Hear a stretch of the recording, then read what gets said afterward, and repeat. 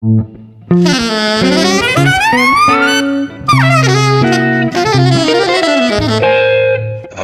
Jazz. I'll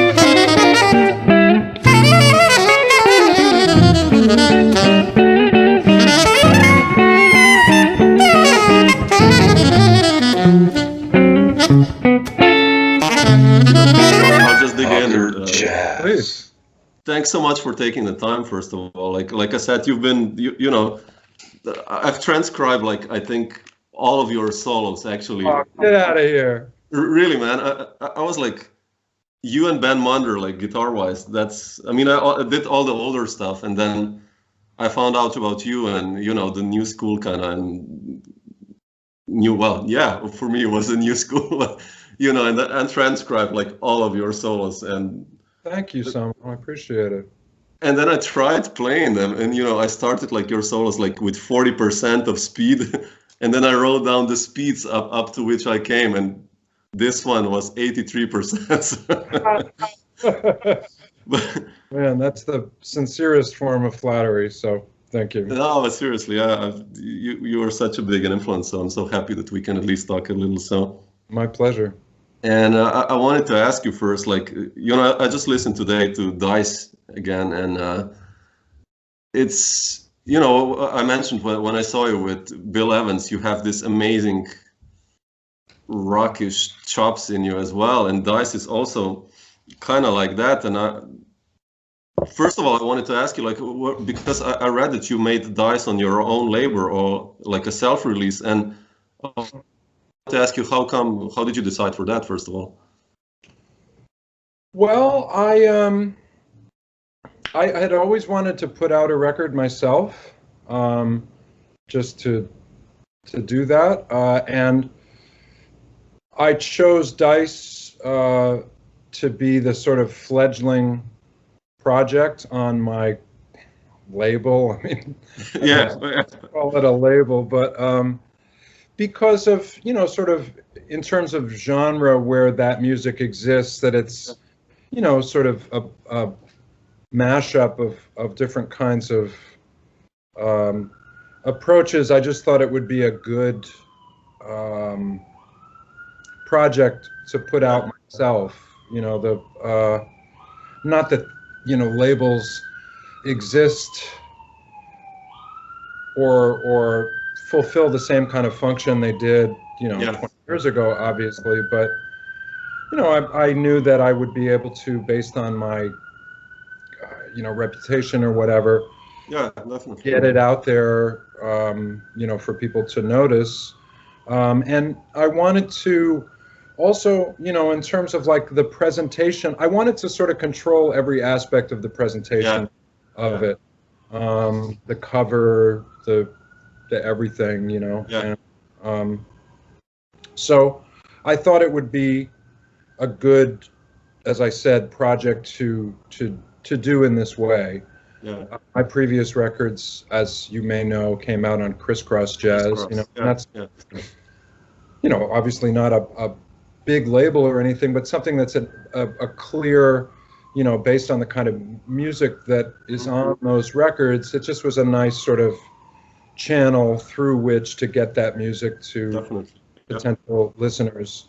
And based on my experience with the various kinds of projects I've been involved with, Lost Tribe, the straight ahead things that I've done, you know, I've found that music that has more of a sort of mix stylistically is maybe a little less clear of a path, or you know, that's not, for example, an album that I would have put out on Crisscross, although Jerry T might have been into it. May he rest in peace. So, you know, I just felt like, oh, this is something that I really want to, you know, like I'll do this. I think it's great you did it. I mean, because it's like, especially nowadays, I think so many musicians do that on themselves, right? Like even the big names, like, you know, I don't know, Dave Holland has his own label for years now. Yeah, I mean, it's, as I said, it's always something that I wanted to do. I mean, having done it, as you may know, I don't know if you've self-released your records, but it's also sure. Yeah. As you know, it's a tremendous amount of work and time investment, monetary investment. I mean, it was very satisfying. It sort of feels like owning a house as opposed to renting it. Yeah, that's a good one. Yeah. But then it means you gotta fix the plumbing. Anyway, but so that was sort of the reason. But artistically speaking, as I said, I wanted to be in control of all of the elements of it. So I took a lot of time making the cover and in the way I presented it. Not that there was some unbelievable PR campaign behind it, but whatever happened with it was just, my idea of how it should. It's so important, I think. Yeah. Yeah, but you still think like you will continue like that on your own, or like regarding releases, or? I'd like to, yeah. I mean, it really is sort of a. Especially with Bandcamp nowadays and all these platforms, I think it's easier, right? I mean. I mean, it's not easier in the sense that, if you're with a label, they do a lot of. Well, I mean, actually, these days, as far as I know from my friends who are on big-ish kind of labels, I think you're sort of expected to present a product and shit. So I would probably opt to do this again. It's a bit, specific to the project. It's a Penn. Yeah, sure, definitely. Of course, it requires a lot of resources to do it. So it's not something I'm going to do really soon. But I like the idea of it, and I think, as I'm sure you know, that after doing it once, you learn stuff that makes it easier to do the second time. So it gets easier. Yeah, definitely. But speaking musically about this project, like I know you played with Fima since Lost Tribe, like early '90s, I guess, or even earlier, probably. Yeah, and with Nate also for the last 15 years, probably. So. Yeah. And how did you decide to get this trio together? I mean, you guys probably, I know you, who were like, I will go really back, like, when I hear you play and when I heard you with Bill and some other acts, like, you hear so much like this rockish vibe that you have as well, beside the amazing jazz chops. And like, who were the guys you listened? Did you like also listen to Hendrix and Jimmy Page and all that, or? The reason I play guitar is because of Hendrix. Oh, wow, okay. Cool. So you did like all the Hendrix stuff, everything, like. Yeah, that's the. Wow. I mean, I played music from when I was really young. My parents were musicians, so I played piano and drums starting at about 5 or 6, and then at 11, I started playing guitar. A friend of mine in school showed me some things, and then somebody, this guitarist in our school, played me a Hendrix record, and I just lost my mind. And so that's why that's basically why I started playing guitar. And so the first 2 or 3 years that I played, all I did, literally, I mean, I took every record I had besides Hendrix records and I threw them away. So I'm sad that I did, all my Zeppelin records, I loved Led Zeppelin. I listened to them and continue to. They're fantastic. Every other record I had, I brought them to this vintage record bookshop or whatever and just said, take the records. And all I did was listen to Hendrix for like 3 years. And I transcribed his solos and learned the tunes, and that's how I learned how to play. So. Oh, that's incredible. Yeah. So I would say then Hendrix inspired Dice in a way also, right? Because it's like very rhythmical in a way, but did you ever listen like also to that, like rhythm guitarists, like, this funk stuff, the meters and stuff like that? Because I hear that as well, like really a lot. A lot. Yeah. I studied James Brown records and meters records like they're classical music. I mean, when I was young, I played in a lot of funk and pop bands, like in clubs in New York, and then I played on the street a lot for about 5 years here in New York in the 80s. And we would just play funk tunes.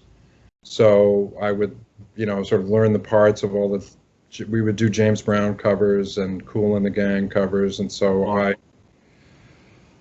studied that music a lot. So that's a big part of my history as a musician. Yeah. So when you decided for Dice, like, how did you approach the project? Like, because it's different than, let's say, your earlier Christos records, definitely, like, also writing-wise, right? Yeah. You know, I had always wanted to play, well, not always, but I think the years leading up to the formation of the group, I had it in my mind that I wanted to put something together like a power trio, as people refer to it, you know, and that. And, you know, I just was inspired for whatever reason people become inspired to do something, to write a bunch of tunes for a group like Dice, which I did. I had this sort of writing flurry of inspiration. And so I wrote, you know, something like between 10 and 15 tunes. And then Fima, who I have a relationship, we used to play on the street in the mid-'80s and with rock and funk bands, and Nate, who I started playing with in 2003 with Chris Potter. Yeah. And then at this time, Fima and Nate and I were playing with Chris Potter. So, and their kind of particular styles of playing fit perfectly into this mode that I was in, you know, in terms of being able to play with a deep sense of pocket and groove, but also, you know, understand kind of complex things, obviously.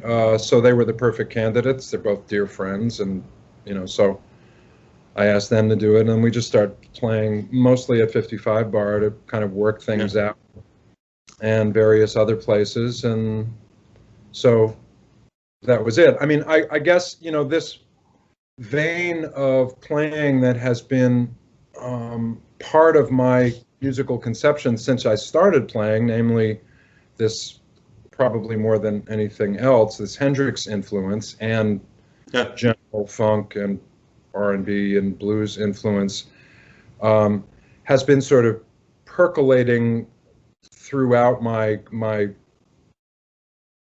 personality for my whole life. And at that time, I, for whatever reason, just had an inspiration to kind of follow it through and put a band together. Part of it was playing, you know, because Fima and Nate and I were playing a lot with Chris at that time. So, and we would explore these kind of things, you know, within the context of Chris's music. So, definitely, that's it. Yeah, but you mentioned like you wrote like 10 to 15 compositions, right? You know, I tried writing down like you know, the Art of the Invisible and those records, Apparitions and Allegory, like your tunes, the hats. I probably messed them up, you know. But at least the lead sheets, you know, look like lead sheets in my for me. But like, I wanted to ask you, how do you write music, like even for this project or whatever project? Do you have like this, you know, I've been speaking to so many musicians now through these past months, and I'm really curious into the mode of composition, how you started. And like some people write like every day, you know, write a line and then leave it somewhere or whatever. And like some people are really working on deadlines that they know they have a project and then they write stuff. I really want to know, how is it with you? Do you start like sit down and start with a tune, or like what's your process? I mean, it's pretty all over the place in a way. I basically feel a composition for me almost feels like warfare. It's like any way to win, you know. It's an arduous process for me. Rarely do I just sort of write a tune that sort of just comes out and I go, oh, that's nice. You know, it's happened a few times. Usually what happens is there's some inspired portion that I get, you know, that kind of flows out, and then it requires a lot of work to flush that initial idea out into a tune. And, you know, the reason I made that sort of silly analogy to warfare is it's just like, you know, I'll really, whatever it takes, I'll come up with something on a guitar. Sometimes I come up a lot of times with like sort of drum beats or rhythmic ideas that I'll sing, you know, into a voice recorder. I have an elaborate studio here at home. I mean, not a space-wise, but like. Yeah, I saw it. Yeah. Yeah. So I oftentimes use that as a compositional tool, that I'll create things that, you know, sound like I spend time recording something, so it's like, oh, that sounds nice, and it'll inspire me to add things to it.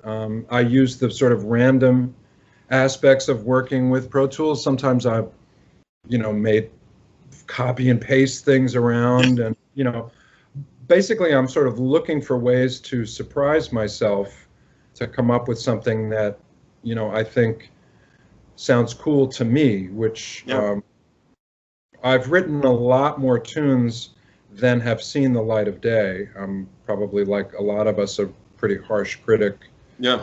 My own stuff. So, you know, it's a pretty labor-intensive process. You like it? I mean, I like the end result. I mean, if it's something I like, I'm very, very satisfied if I come up with something that resonates within me.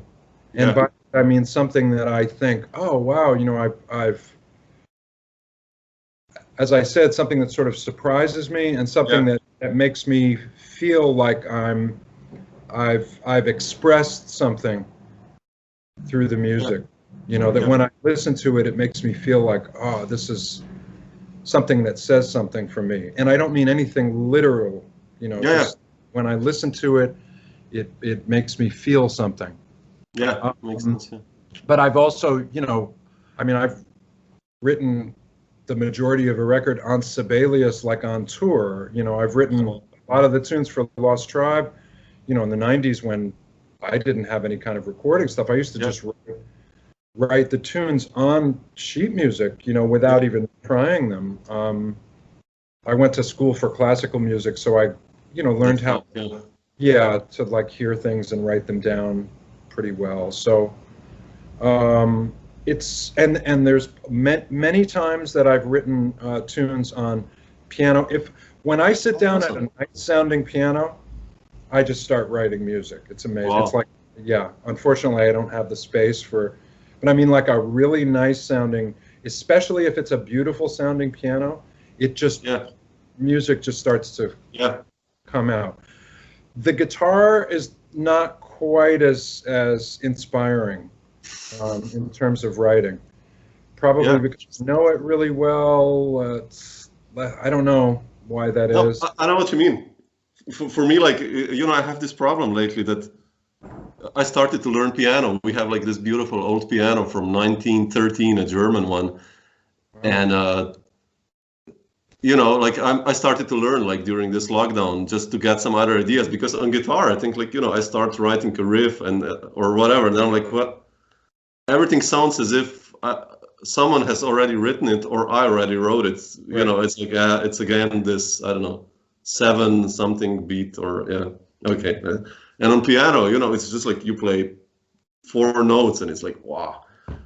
Yeah. I mean, the sound of the piano is an inspiring thing. I think especially for us as guitarists, in that we play chordal instrument, but it's such a different sound, and you can play, you know, you have much more of a varied choice of chord voicings because of the nature of the instrument. I think with regard to writing on piano and with regard to writing in general, the best chance I have in trying to come up with something is when I can sort of fool myself in a way. It's like I'll do stuff that hopefully a certain part of my conscious brain doesn't have time to get a hold of. And those are the things that I'll then later gravitate towards. Or be interested in.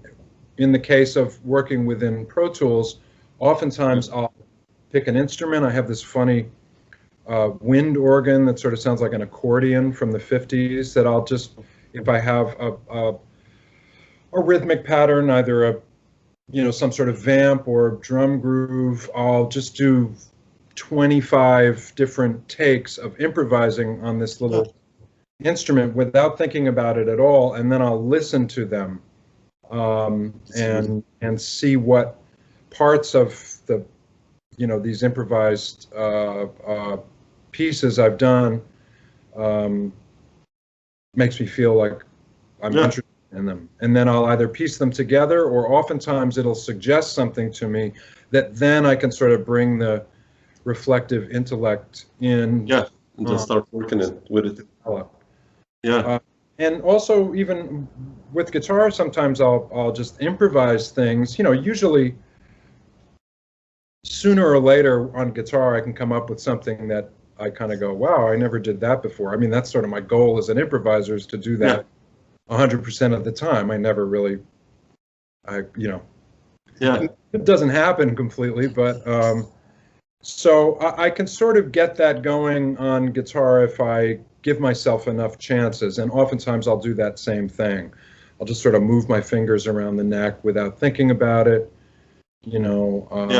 and that's good, actually. Yeah. I'll discover something that sort of surprises me, and I'll go, oh, what's that? So. That's quite. But let's say a song like the Aleph, if you remember that one, like this rubato flow, which flows like water, like this one, if you remember. That on guitar. Oh yeah, because it sounds like very like guitarish. Yeah, I had a clear inspiration. I mean, I guess this is a bit of a different kind of thing. Sometimes if I have a really clear idea of something in my head, I mean, not clear in the sense that it's completed, but a sort of, I was thinking a bit on that tune. There's some music historically that influenced probably a lot of the music that I've written, but that tune, I was thinking about that fantastic tune on my song on Keith's record. Keith's, called, is it called Mandala, or it's yeah, exactly. I know which. Oh yeah, fuck yeah, exactly. I think that sort of inspired that tune. I was really listening to that record a lot. I mean, I have continually listened to it for many years. But that thing of that, sort of flowing, free, and yet, sort of tonal or polytonal, I mean, that line on the Aleph, like the Keith tune, goes through some key centers. It's not completely atonal. I guess I don't know how you would describe it, but no, I know what you mean. Yeah. So I had that in my mind that I wanted to play a tune like that. I think it was based on the inspiration of that Keith tune. And it makes sense now a little. Yeah. Ornette, is a huge influence in my. Oh really? Oh wow. Oh, totally, man. Are you kidding? Wow. I mean, anybody of my generation, I think, who plays improvised music, even if you're not consciously aware of it, you're incredible. I love that. Yeah, I was. Yeah. He changed music, but yeah, I mean the whole the melodic. Yeah. Playing free, but playing very melodically and sort of. Playing in that way that where you can move around through a lot of different key centers, but within those key centers you're playing tonally, even though you're moving around a lot and changing keys. That is a huge influence, I think, to anybody who has played this kind of music since Ornette. So anyway. No, it makes sense. Yeah, no, quite cool. But you started writing, like you mentioned Lost Tribe before, like right before. So you wrote also stuff for Lost Tribe. So Lost Tribe was kind of your first band as a leader? No. Or you did stuff even before already? I started writing and having bands when I was like 17. Oh wow! Okay, so really early. Wow. It mostly started when I started playing, trying to play jazz, and studying jazz music, and listening to, Mingus and Duke, and especially a lot of the music where there was sort of like a, elaborate composition going on. So Mingus and Duke, and also when I was young, in the early '80s in New York, there were various bands that I was really into, like Dave Holland's group with Steve Coleman, William Priest, and Kenny Wheeler. Yeah, that's incredible. Yeah. All the time, and David Murray's octet, and Threadgill, Henry Threadgill. Yeah. I would go see those bands very regularly. Oh wow. So I was hearing a lot of music and listening to a lot of classical music when I went to a conservatory. So I was studying not so much composition, but studying just classical music all the time and playing it. So I started putting groups together in some fashion where I could write for as soon as I could, which was around 17. Wow. And I had a little group with like 3 horns that I would write. I didn't know what I was doing. I just was writing stuff that I thought sounded cool. And then I was part of a band for quite a few years in the mid '80s called Word, which was a like kind of funk, rock, very '80s New York. Yeah. That incorporated a lot of different things with my still dear friend Stephen Bernstein, the trumpet player, and really saxophonist named Pablo Calajero, and and it had vocals and all kinds of stuff. It was an interesting group. Wow. But so I wrote for that band as well, and so I started writing pretty early. It was always really important to me to be part of a project that I could write for, and try to explore, composition and sort of, just conception of original music. I mean, I was inspired to do that prior to anybody saying, you should do this. But I always thought it was an important thing to do, primarily because it was just an intuitive inspiration, or something that, not intuitive, organic inspiration.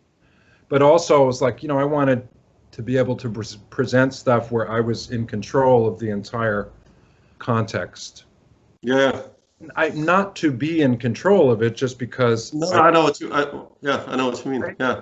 And so, anyway, so by the time Lost Tribe started, which was in '89 or '90, I had been writing for a while, but that was, when this previous group that I was telling you about, Word, broke up, I wanted to make sure to have something that would allow me to keep writing. So we put that band together and we all wrote for it. And how did the Lost Tribe get together? Actually, I mean, like, how did you guys hook up? Like, well, Ben Porowski and I've known each other since we were about 15. We were in high school together. Oh, wow. And Fima and I had known each other since the mid '80s. And I can't remember exactly how it started. We just started playing. I wanted to do a new project, so we started getting together as a trio and working on stuff. And then right around that time was the first time I played with Dave Binney. I played on his first record. Point Game, right?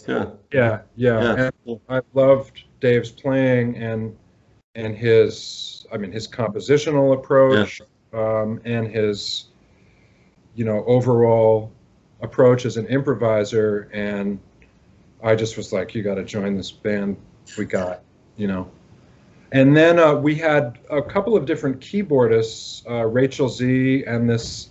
Oh, really? I didn't know that. Yeah, she was the first one, and then this lovely musician and person who sadly is no longer with us, named Glenna Powery. Oh yeah, sure, yeah. Yeah. And eventually we I think Binney was working with David Gilmour in another group, and I knew of him from listening to Steve Coleman records, and I knew Dave, but we thought it would be, I think it might have been Vinny's idea, like, let's have two guitars as opposed to this typical, keyboard and guitar thing. Yeah. And also because Gilmour at that point was playing a lot with guitar synthesizers, so we could kill two sounds with one stone, two birds with one stone. And that was great. I mean, it automatically, because I love David's playing and his conception, and it was a sort of a unique thing, something more common in a funk band to have two guitars, which of course we both, explored deeply, this two guitar funk approach. And then eventually David left the group and it went back to being a quartet, which was really great too. Anyway. Yeah, it's such a cool band. But I have to ask you a story. Like I listened today also to those 11 tracks of Whack, and it's basically Lost Tribe on that record, right? It's the three of Ben, Fima, and I. Yeah. How did that happen? That connection with Walter Becker, kind of Lost Tribe, and. Well, Walter produced our first record. Ah, okay. I didn't know that. Okay. Wow. How did that happen, actually? Ben Porowski was doing a record with Walter. Walter was producing some jazz records around that time.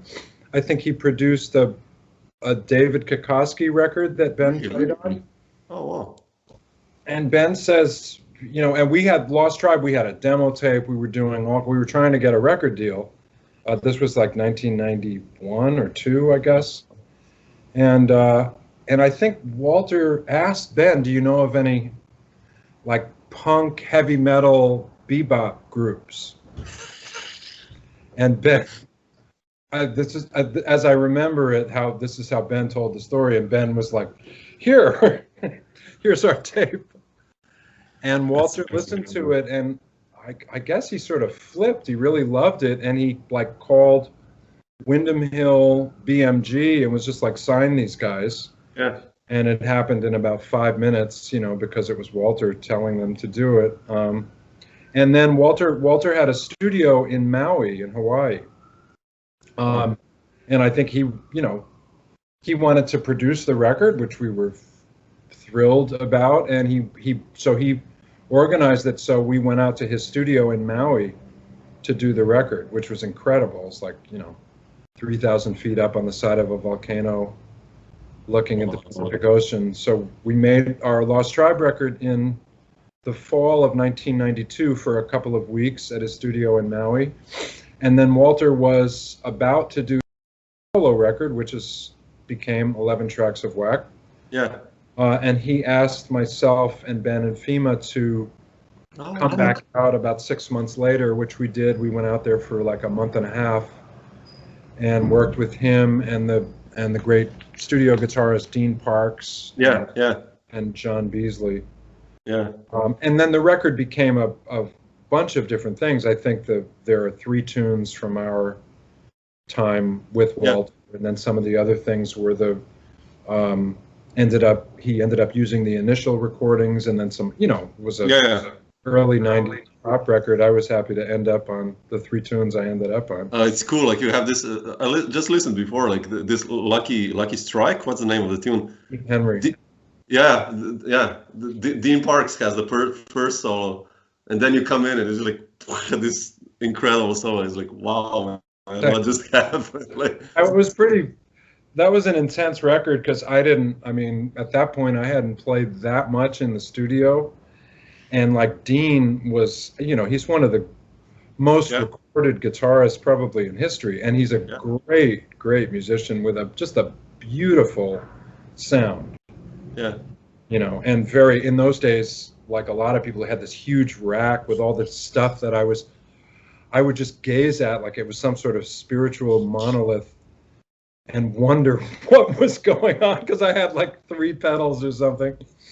So it was a great learning experience. It was really fun and great and a great learning experience because I would ask them, all Walter and Dean and John Beasley, who is a great musician, had Yeah, been in John. the studio a lot, so I learned a lot from them. Anyway.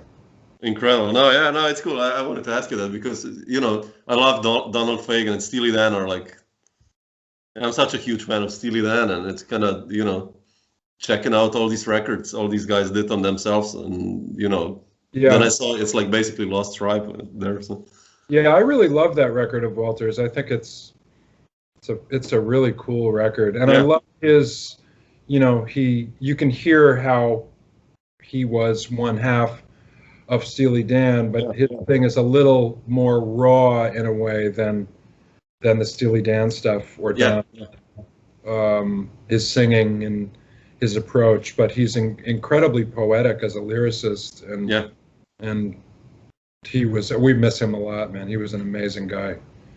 Did you ever play live with him also, or? We did one gig, and there's some recordings of it actually.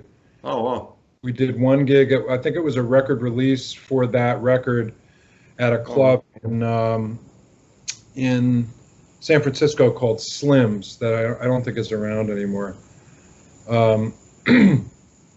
But he was I mean, as you can imagine, incredibly intelligent and really, really funny. You know, just a no holds barred.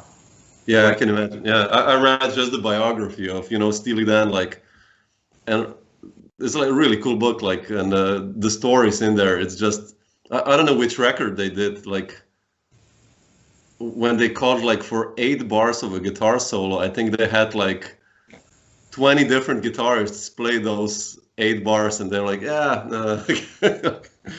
They sort of wrote the book on that studio approach. I mean. It was interesting. Before working with Walter, I wasn't nervous, but I was like, boy, he was so great in the studio, and I learned a lot from working with him. He said a couple of things to me that were not critical, just sort of, you know, comments about approaches to things that we were working on in the studio that taught me a tremendous amount about playing little things. Yeah. You know. Yeah, I can imagine. Yeah, it must have been. I wish sometimes I was like a fly in the studio when things happen, like just to be there. Like, wow, really? That's how you did it? Yeah. That's quite cool. But speaking of guitarists, I really want to ask you one thing. I've read somewhere that you were also a student of Schofield. Yeah. Like, how did this story happen? I mean, and when was that? And that was in the it was right before he started playing with Miles Davis. Oh, wow. When he went on the road with Miles, he stopped teaching me, at least. And I don't know, you know, it was just New York in the early 80s, you know. John was teaching, and I heard from somebody I was studying with, Barry Galbraith and Howard Collins, and these older guitarists, and I don't know how. Might have been a friend of somebody said that he was teaching, and I knew John's playing a bit. You know, I was not just starting, but I had been just completely immersed in like Bird and Wes Montgomery and just this. When I started playing, all I did was listen to Bird records and 50s Miles records and one Wes record that for like 2 years. That's all I did. So I guess called John, and he was teaching, and I would go down to West Beth to his studio, and you know, we would primarily just play tunes. I remember he told me a few things, but you know, just being able to hang out with him and play was just a great experience. Yeah, no, I'm just asking because, like, you know, you remember I had some lessons with him as well, and I will never forget, you know, we were playing also, and then he said, like, think like a saxophone player, Samo, you know, like breathe, and it's like, I don't know who I spoke with. He said, like, also, it's not the lessons you remember, it's just like a few of those lines that you stick with you your entire life, and it's, you know, I still remember this now. I mean, those are the kind of teaching moments I think that are really, really important, you know, things that resonate deeply within you, and maybe, you know, you can a deep comment like that, you can chew on that for some time, you know. Yeah, you can chew fun. on your life. So I mean, it was amazing to play with John. I remember we would just play tunes, and I don't think I had ever had the experience of playing with somebody who was such an incredible musician at that point. I was playing with whatever, you know, my friends or whoever I could play with and records. But it was really, and he was encouraging. So I was like, you know, it was great. And then when he started playing with Miles, it was like, okay, bye. Yeah, sure. But like, you know, like, you've done so much work as a band leader and as a, not sideman, I'll put it like as a collaborator, because you know, you bring, you know, Sideman, all right. Yeah, all right, come on, you add always, like, it's like, you know, you're like cilantro in every dish, like you add the amazing stuff, man. But I wanted to ask you, first of all, because later I'd just like to ask you about some collaborations you did, but do you prefer being a band leader or a sideman, if you would put it like on a scale, or do you even think about differing these two things? Or I don't really think about it that much, and they're such different experiences that I don't think I could qualify one as, you know, liking one more than another. I mean, I think the older I've gotten, the more that I want to kind of just not just play my own music, but I like to do my own music more and more. I mean, it's always been a part of what I've done, but I've been a sideman more than I have been a leader in terms of the, you know, percentage wise in my career. And there are things I love about both. I mean, I mean, as a sideman, you know, I mean, it's easier, you know, it's like you can kind of play. As a leader, you know, you can really create the whole context, and I really love that, you know, to try to be inspired, or, you know, the task necessitates that you create the whole context, even if it's a cover band. You have to make choices. Whatever. Sure. As leader, so I'm very inspired by that. You know, as soon as I know that I have a project to write for, or the upcoming, my wheels just start turning. I start hearing things, you know, it's like, it feels, you know, maybe the most deeply creative part of doing this, you know, is writing your own music and having your own band. And of course, there are things about having, you know, being a leader that are very challenging, that if you're a sideman, you don't have to deal with all of the practical things and shit that, but do you have something new brewing, like as a band leader? I mean, not really. No. I have a whole bunch of music that I have to record sometime soon for an acoustic group. There's like a, you know, a good book of music that I would like to record for its piano, guitar, bass, and drums, that I have performed a bunch. It's been quite a while. And, you know, I was pursuing it at the time, and then the Dice project sort of took over my leader palette. And then, you know, of course, the pandemic has sort of changed a lot of things. But there's a whole bunch of music for that group that I would like to record sometime soon. Amazing, cool. Oh, Also stuff, I mean, there's a whole bunch of unrecorded stuff for Dice that I would like to record at some point. But right now, I don't, you know, I don't want to say that I've been embracing this time that we're in, but I've just been sort of, you know, doing these things in my home studio that's all me. I would like to, I don't know that I will, but would like to release a record of all just solo stuff. I don't mean guitar, like solo. I have these tracks that I do in my home studio. That, so, you know, these are all vague concepts, but I mean, if somebody said, "Hey, go into the studio tomorrow," I could basically make 3 records. That's good. I mean, meaning that I have the music for 3 records. It's sitting there. Yeah. Charts are there. They're ready to go. So I hope within the next year that I'll get it together to record one of them. I really we need that. This acoustic music, because it's, you know, I there's a bunch of music there that I feel strongly about. So yeah, oh, that would be cool. Like, it's been too long since Dice. So. I guess, yeah, it's like 3 years. You're like, you know, teasing your fans, like, come on, when is he gonna do it? Well, I guess I'll never be accused of putting out too many records. So yeah. Well, you never know. Maybe now you're like, after the pandemic, you'll be like, yeah. But no, Adam, I just want to touch you about some collabs you did, and sure. The first one, like, really comes to my mind is like Michael Brecker.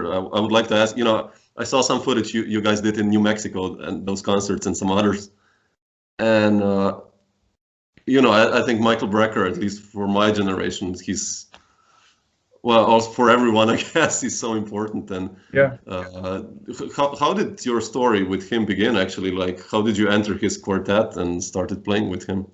Well, it was sort of, you know, I mean, part of it is sort of, I guess, a story of sort of New York, you know, and this you know, kind of widening labyrinth of connections that one makes. So it all, I think, started with, I used to play with the Gil Evans Orchestra at Sweet Basil, the club, on Monday nights. Yeah. And through that, I met Randy Brecker and Gil Goldstein.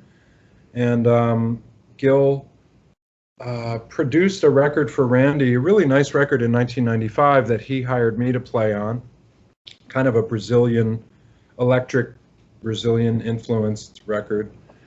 And I think that's how Mike heard me.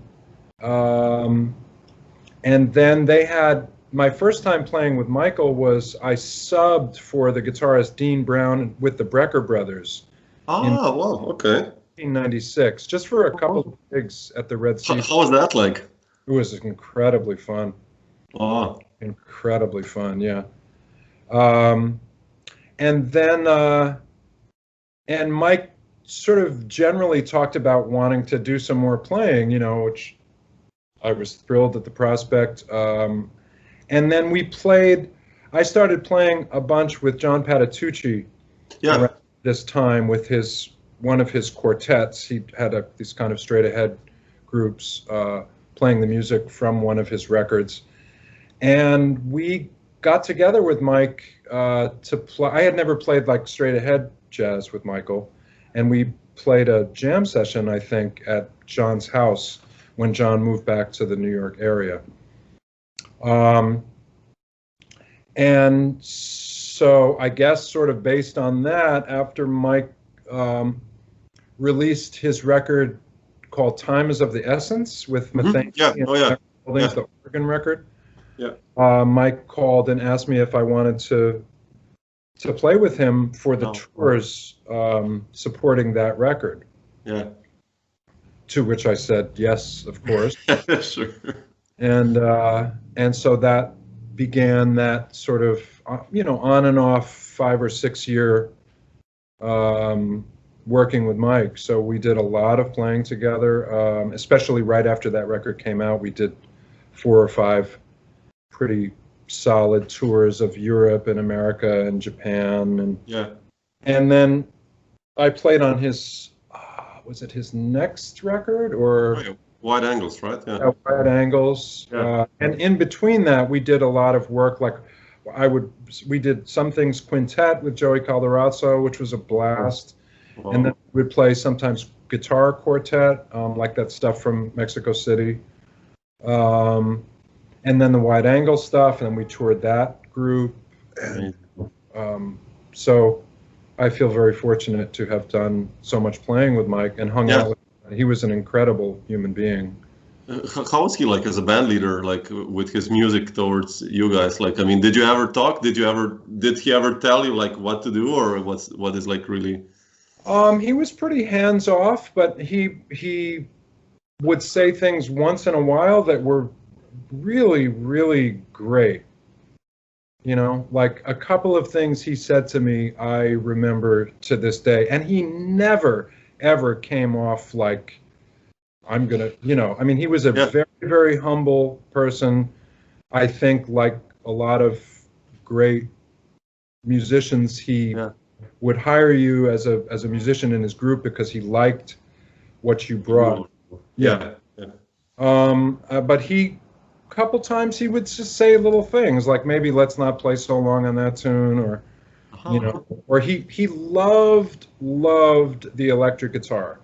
You know, loved rock guitar, obviously all the Brecker brothers stuff, and so he loved it when I would play, you know, mostly with a clean sound, but I had a pretty elaborate pedal board that I would use, you know, like wah-wah or things. He loved guitar effects, you know, and you know, would never say anything like do this here, or you know, very little specific, but and then a couple times he made some comments, you know, that were profound and that I learned a great deal from, you know, that sort of topical in terms of what we were doing in a particular group, but also sort of like these, and I don't think he meant them like this, these lesson things that I learned some very valuable lessons from.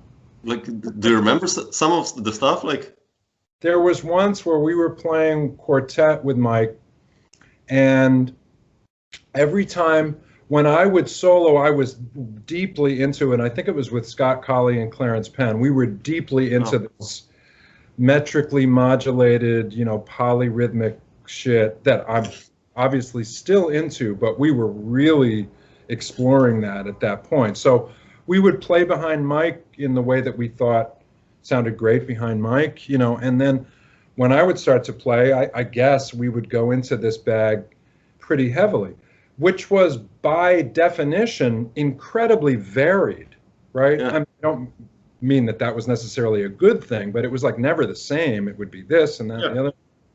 And Mike said something that I think was very instructive. He said, you know, what you guys are doing is fantastic. I don't even understand what you're doing.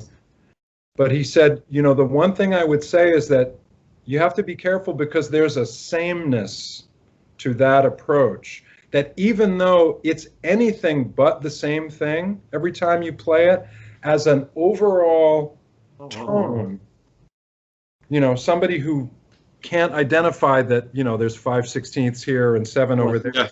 There's a tonal thing that will come across as being similar. And I went, oh, that's really interesting. And when I thought about it, I realized that I really agreed with him, and that I've seen this in groups and people presenting their music, very, very complex music. You know, if you analyze one tune, compare it to the next, it's completely different.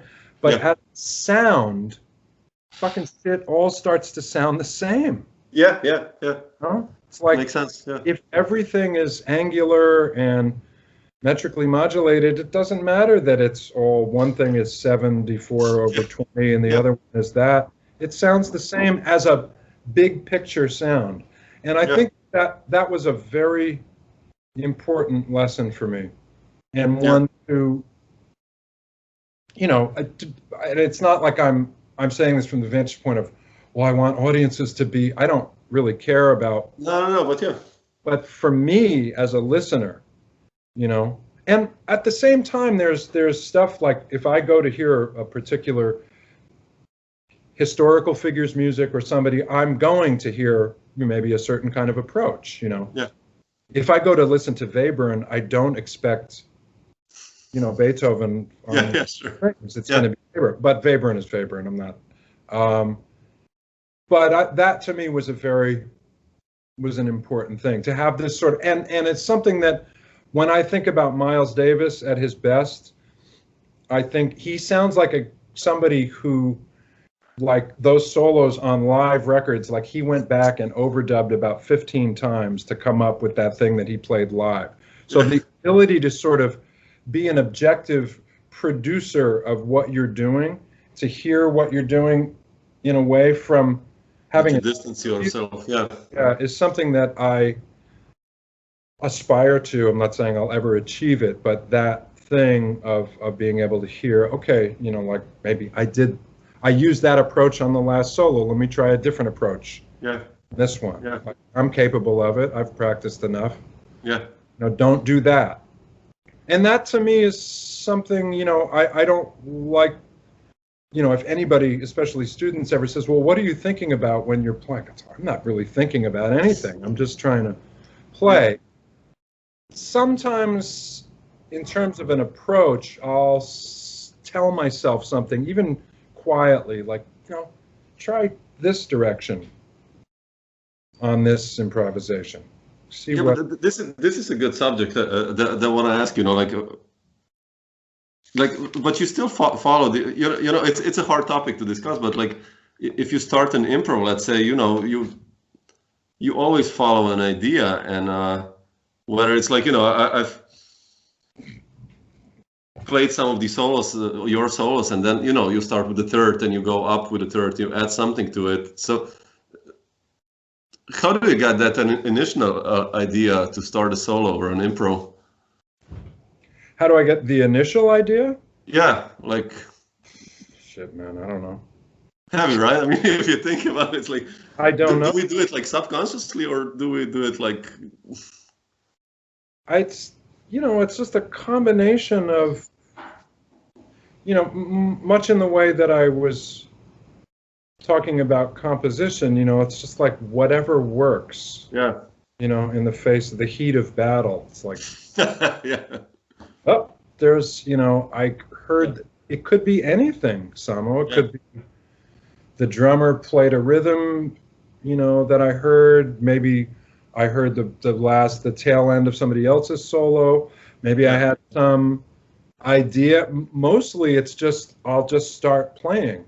And then you go from there. Yeah, yeah. I mean, you know, in a slightly, I mean, similar context, you know, sometimes if someone says, hey, why don't you play an intro on this tune? I mean, I never, ever, ever think about what I'm going to do at all, you know, and to me, that's the thing. That's what I'm working on all these years to be able to do. Whether or not I fail or succeed is, you know, a matter of opinion, but, you know, I'll start playing something. I'll just play a note, and then I'll just sort of weave it around. That's what I'm, you know. That's what you've been doing, What I'm working on. I mean, I've been, you know, all of these things, like sometimes lately I've been doing these master classes or workshops online, and on the last one I was discussing these arpeggios mostly, which are a big part of my playing and a big part of anybody's playing, and there's some stuff that I got turned onto and have sort of developed from the Slonimsky Thesaurus of Scales and Melodic Patterns. That's a section on bitonal arpeggios, and I've been messing around with those kind of arpeggios for years, and you know, oftentimes a student will say, okay, well, what do I do with this? You know, like, how do I use this in terms of, which I don't really know the answer to, other than, you know, if somebody ever asked me to if I ever play something by myself, I mean, these things have expanded my concept of what's possible melodically and harmonically, and allowed me to, you know, be able to explore and expand upon ideas that I might have sort of organically. Right, that I can, combined with all of the listening I've done and all of the experiences I've had as a performing and recording musician, that, you know, if I just go bong, I can like then go bo do be ba ba. Yeah, sure. You know, there's like all of this stuff that I can explore, and in a somewhat improvised fashion. Yeah. No, it's just the idea of I think that's behind it, yeah, because we've done, and especially you've done so much of listening and playing and, you know, transcribing this music. It becomes, all of you, it becomes natural to improvise, right? It's just... Yeah. I mean, I think about it like, you know, when you first picked up the guitar, right? And you had no information to draw on. Yeah. Like, I mean, for me, all maybe I could do would be pluck the high E string and move my index finger. Yeah. Up, right? So what do if you have any musical ability, kind of anything? You'll just go like boom, boom, boom, boom, boom, boom. You know, you'll move your finger around. You'll sort of improvise because you don't know what you're doing, right? Yeah. So what you're doing when you've studied music for 40 years, and you're basically doing the same thing. It's just you have like a warehouse filled that's a good one. Of information that you have, if you've done the work, that you have assimilated and internalized, turned into second nature. You know, the reason you practice so much is to convert sort of, I forget which side of the brain, right brain, information into information that goes to the part of your brain where it's second nature, where you don't have to think about it anymore. You've internalized all that so that then you can just use your ears and use your musical instinct, informed by all of this technical information, which to play over even rhythm changes is tremendous amount of ability. Definitely, yeah. No, I'm just asking. You know, I just had a student today also, and we're playing All the Things You Are, and you know, I played, and then he stopped me like, okay, so how do I do that? How do I go there? You know, and it's just like always this idea that when you improvise on something, for me also, it's natural that you go somewhere with my vocabulary, of course, and then how to explain this to someone who's still in this learning phase, that it's not natural for them, that becomes, you know, that's why I ask you this, because, you know, that you when you improvise, that you basically don't think about it, but you just play, and this is, I guess, it's internalized so much that, Yeah, I mean, I think what you know, as for people who are attempting to be good instructors, you know, for one thing, you can't really, you know, teach someone how to do it. You can impart all of the things that are necessary to then sort of stir into the stew, which, you know, a probably larger part of that stew is just listening to the music, that you have the sound of it in your head, and then you can learn how to express. It's like language, right? Learning. You read books and then you'll expand your vocabulary. Yeah. But not to take too much of your time, Adam, I just want to ask you about two more things. Like, you've been so connected with horn players, especially, and you know, I mentioned Bill Evans before, and also Chris Potter for me is like one of my biggest heroes. I actually did Chris Potter's first 6 albums. I transcribed every solo of his, man. Wow. Seriously. I was obsessed, like, when I was 20 or 22, like, you know, that I never studied jazz, so I studied literature, and I had to learn somehow, so that was my way, right? And it's amazing, man. Yeah, but I wanted to ask you, like, when did you start working with Chris? And you guys seem to have such an amazing relationship with Chris Potter, and when do you go back? I mean, I think we started playing. I think the first time I ever played with Chris was on an Alex Sipiagin record. Oh yeah, exactly. Alex's first record. And then I don't remember when the next time we played together. I mean, you know, we were in the same circles. You know, he was playing a lot with my dear friend and collaborator for many years, Scott Colley. He was playing in Chris's group, and I think they were doing, I think Scott did some records with Chris. Anyway, we were all sort of around. Oh, and then we would play with Dave Binney a lot. Yeah, I love that band, man. Yeah, with Brian Blade and Chris. And How was that like?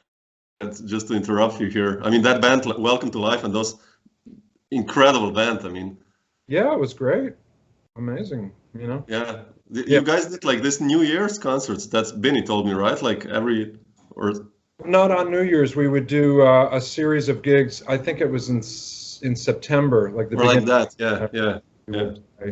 And it was always a great celebration, and it was great with Craig Taborn and Brian Blade and Chris and Scott, myself and Dave. Yeah, it's amazing. Incredible group, yeah.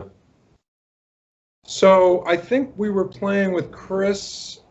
I was playing with Chris quite a bit with Dave, and then when he put Underground together, he asked me to be part of it, and so we started playing. I think that might have been the first thing. I can't remember when that record, Allegory, has Chris on it, a record of mine. I can't remember if we did that. It was probably around the same time that I asked Chris to participate on that record.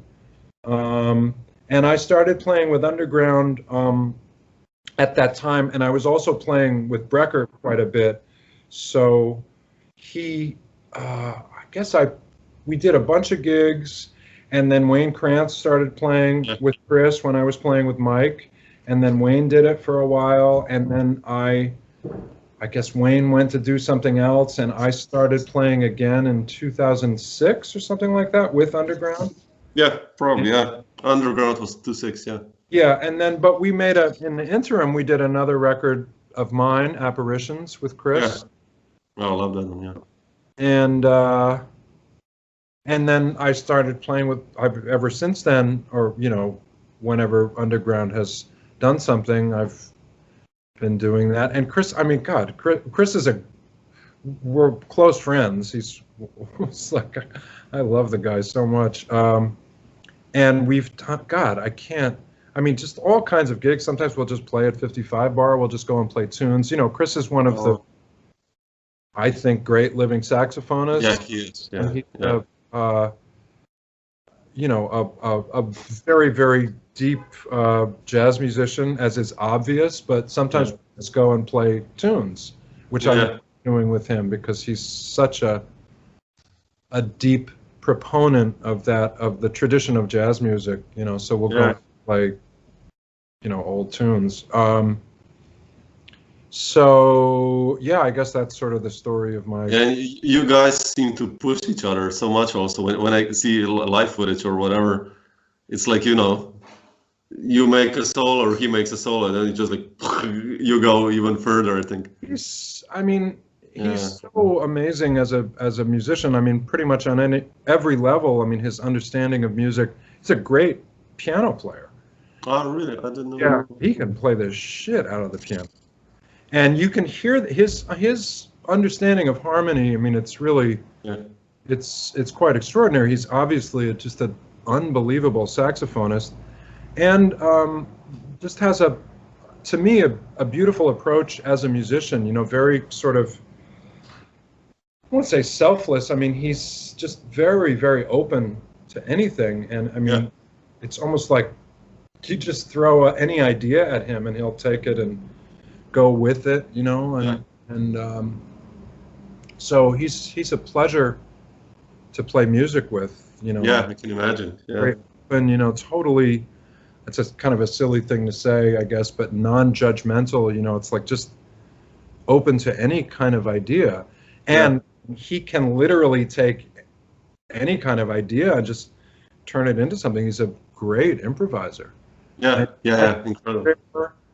A really rare breed in that he is such an open, creative musician and such an incredible sort of traditional virtuoso. I mean, you know what I mean? Like, yeah.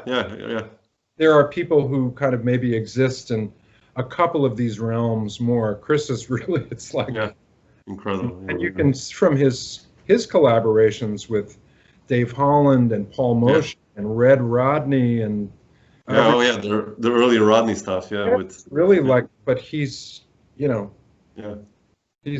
really special. And I feel, he's certainly inspiring to me as a musician playing with him, it's just a constant inspiration. Yeah. Yeah, as it was playing with Mike. I mean, one of the great things about playing with Brecker was, I mean, you had to take a solo after he took a solo. Yeah, exactly. Yeah. Just that, I mean, just in terms of the energy that he would generate. I'm not talking about anything specific, although it's a lot specific to talk about, right? Yeah. But it was like a nuclear furnace, just you close the door on it, and then it was like, okay, what are you going to do?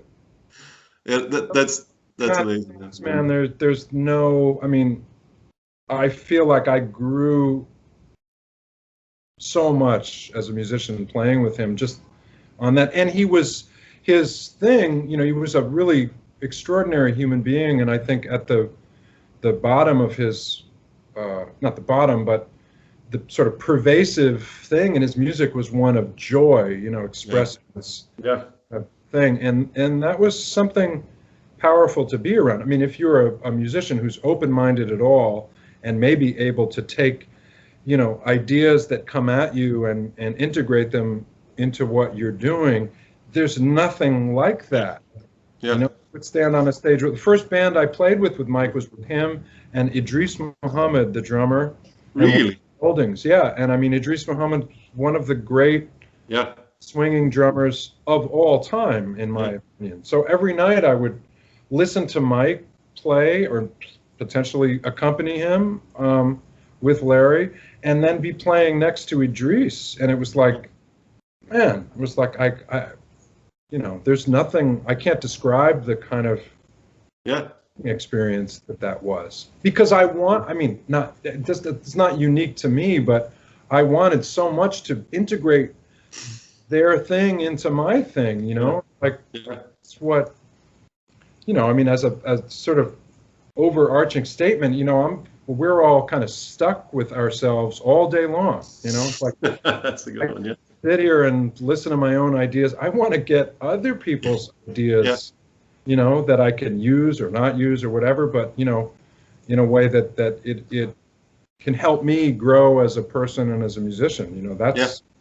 and so having these collaborations with people like Michael and Chris, I mean, they've changed my life, basically. Life, definitely, yeah. But can I ask you just one thing? I spoke to Peter Bernstein, and he said like how he, got the gig with Sonny Rollins, and that he was a little bit first, like, okay, should I play hip stuff or no, and then Sonny told him like, like, okay, man, like you're here because you're who you are. Like, did you, like, when playing with all these amazing musicians, did you have fear is the wrong word, but like respect, or I don't know how to put it, but like, did you immediately dive in, or did you have the experience like, it's Michael Brecker or it's whoever, like the big guys, or? I don't think so. No, I don't know how I would have felt if I'm playing with Sonny Rollins. I mean, I never played with Sonny, so that's almost like playing with Louis Armstrong or something. Yeah. I'm not saying that there's any. No, but levels of, I think there's an experience that we probably all have. It's like, well, I mean, Jim Hall told me when he played with Sonny, he was like, wow, I'm going to play with Sonny Rollins. So I think in like 1960 it was probably, but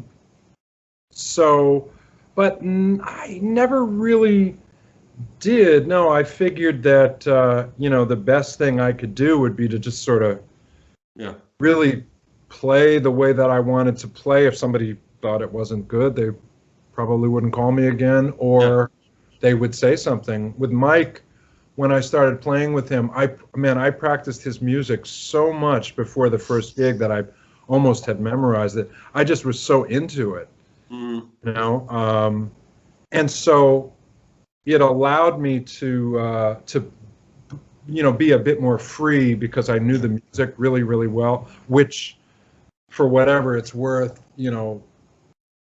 being really familiar with stuff is always the best thing, if because, if you can imagine 6 months down the line after you've done 3 tours, what that does to your familiarity with music. If you can somehow simulate that feeling by just practicing something so incessantly that you sort of almost memorize it, it just, you'll get bored of it when you're practicing, but then when you get on the gig, it's like, you'll be that much more familiar with something. I had that experience in that I had to perform a guitar concerto a couple of years ago that this guy wrote, beautiful piece that I recorded and then performed, and it was incredibly difficult for me. And I recorded it in my home studio so I could do it in pieces, but I never really learned how to play it. And so when I was practicing it to perform it, I practiced it like every day for 5 weeks. Because it was just so difficult.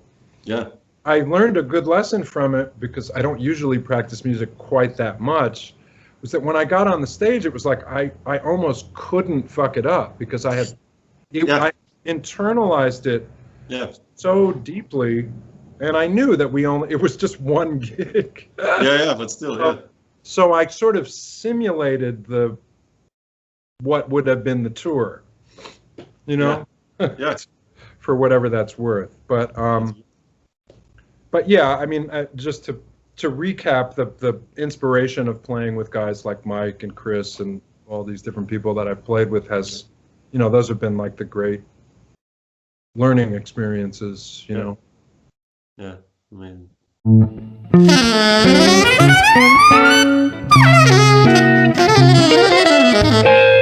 Dr. Jazz.